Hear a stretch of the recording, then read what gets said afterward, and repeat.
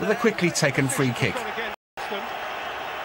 Cue mayhem as the Lille players, outraged that the kick had been taken too swiftly, briefly staged what seemed to be a walk-off protest. To no avail. 1-0 to United, it finished. Meanwhile, over the Dutch border in Eindhoven, the frustration was Arsenal's. Never at their fluent best against PSV, they still dominated the first half, and Thierry Henry twice came close to putting them ahead.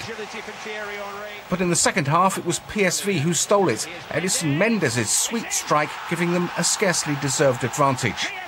Arsenal might have levelled, but Gomez in the PSV goal was equal to everything which came his way. They might be unbeaten at their Emirates Stadium home, but for Arsenal, the second leg looks a considerable challenge. That would be understating matters for Celtic, who were held to a goalless draw at home by AC Milan. They threatened only sporadically, and in fact, Milan came closest to scoring. The Italians will feel confident of progressing. Kevin Geary, BBC News. 10 o'clock Newshour continues on BBC News 24 with tomorrow's papers, a business roundup, sports day, and there'll be more reaction to that announcement expected from Tony Blair tomorrow on the withdrawal of British troops from Iraq. On BBC One, I'll be back with the headlines after we've joined our news teams where you are. Bye for now.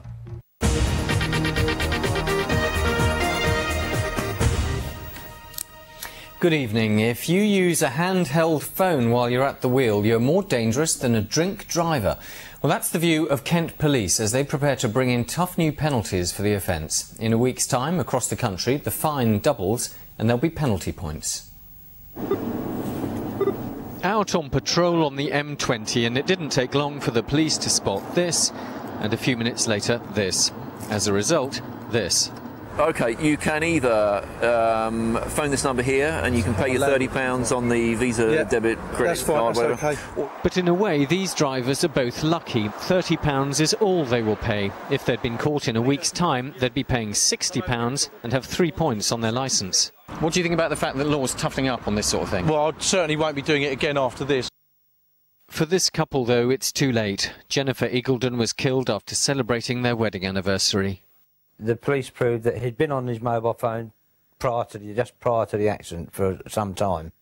My hand was jammed in the dashboard of the car, so I couldn't reach over to see if she was all right. I've heard her groan a couple of times and that was it.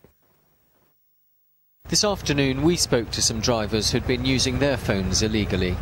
So why are you doing it, if you don't mind me asking? Because I don't really care about it. You don't care? No.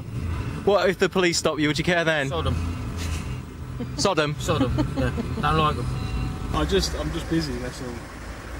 That's all. I know it's wrong. It is likely that in the not too distant future another person will die in this county as a direct result of someone using a handheld mobile phone. The likelihood is that the person responsible may go to prison.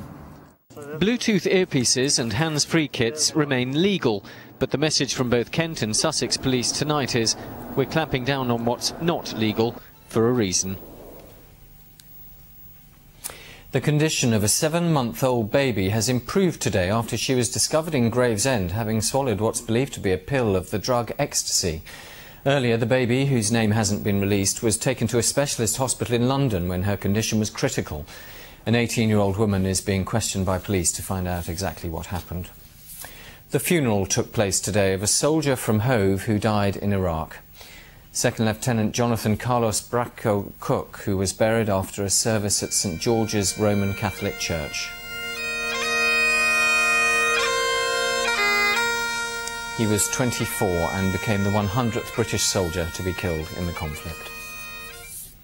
A primary school in Kent that was closed today when raw sewage leaked into the playground will remain closed tomorrow. The problem at Pembury Primary School near Tunbridge Wells was caused by a blocked sewer, according to Southern Water. They say they need more time to carry out disinfection. And managers of a hospice in Kent say the system for allocating beds is a lottery. Like most hospices, the Hospice in the Weald cares for recovering patients as well as the terminally ill, but bosses say they're having to turn patients away because of lack of available beds.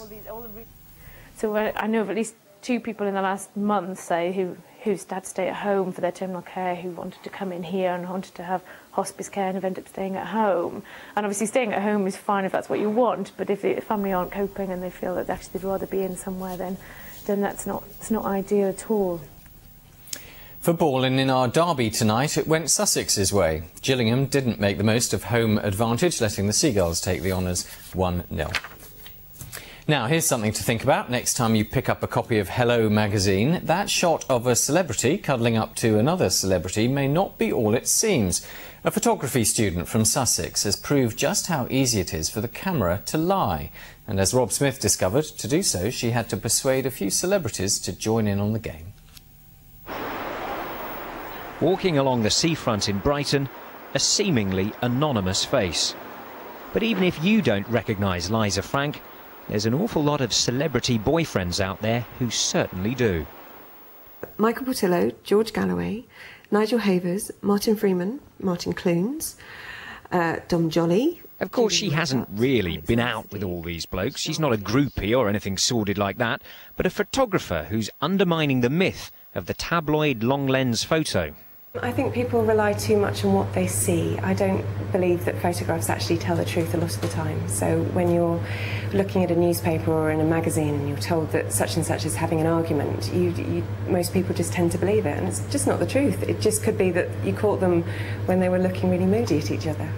So this is the bed? Yes. You and Johnny Vegas? Yes. On this bed? Yes. What was that like? Oh, it was very, very funny. He was very, very entertaining. It's quite a bouncy bed, actually, to be fair. I know. He was playing with my hair and walking his fingers up and down my arm, and I spilt margarita all over the bed. And, yes, it was highly entertaining. So how many guys... Right, well, it is past the watershed, but I think we better leave it there. Let's have a look at the weather with Michael Fish.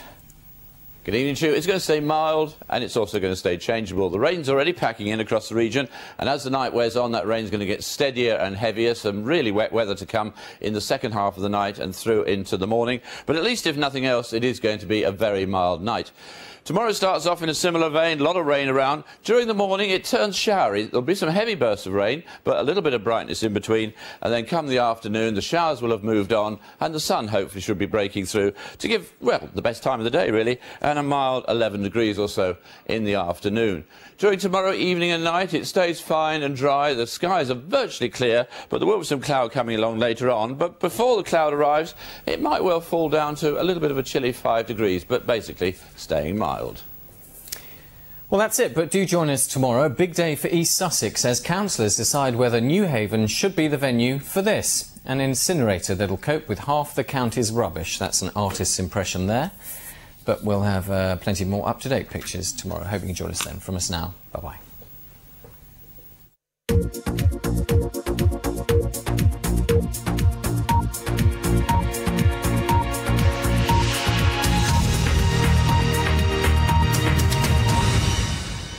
Tonight's main news. Tony Blair will confirm tomorrow that a timetable to withdraw British troops from southern Iraq has been agreed. He'll say that hundreds of troops could be home from Basra within weeks and some 3,000 by December. Also today, video images of one of the alleged July 21st bombers fleeing London dressed in a woman's burqa were shown in court today. More on Newsnight, which is starting on BBC Two now, but from all of us here on the 10 o'clock team, good night.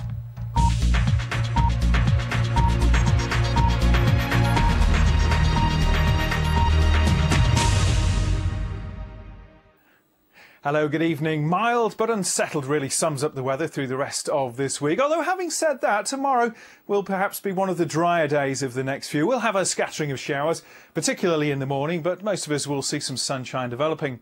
Now, the Isle of Man was the place to be today. We had 7.5 hours of sunshine, but more recently, we've seen some rain coming from the shower clouds here that have been developing between our two main areas of cloud. This cloud will bring some rain tomorrow night and into Thursday. This cloud, which never really cleared all day, will bring some more rain tonight, developing in the southeast, spilling northwards into the East Midlands and East Anglia in the early hours of the morning. By then, the heavy and possibly thundery showers further north will clear away from Northern Ireland, Northern England, and sit in across the southern half of Scotland.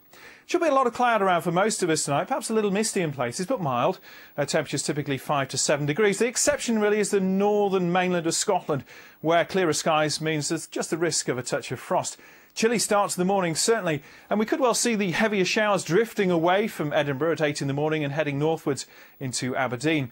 Behind those heavier showers, still a lot of cloud to begin Wednesday for northern England, perhaps a sprinkling of showers too. And then we're still back into that wetter weather, just hanging on around the Wash into East Anglia in the southeast of England early on Wednesday. Should gradually turn more showery and brighten up as well. Already brightening up quite nicely as we head back towards the southwest of England. That's where we'll see the best of the early morning sunshine, perhaps. Make the most of it because the cloud will increase here during the afternoon. Fair bit of cloud to begin the day across Wales. Most of the country will start dry.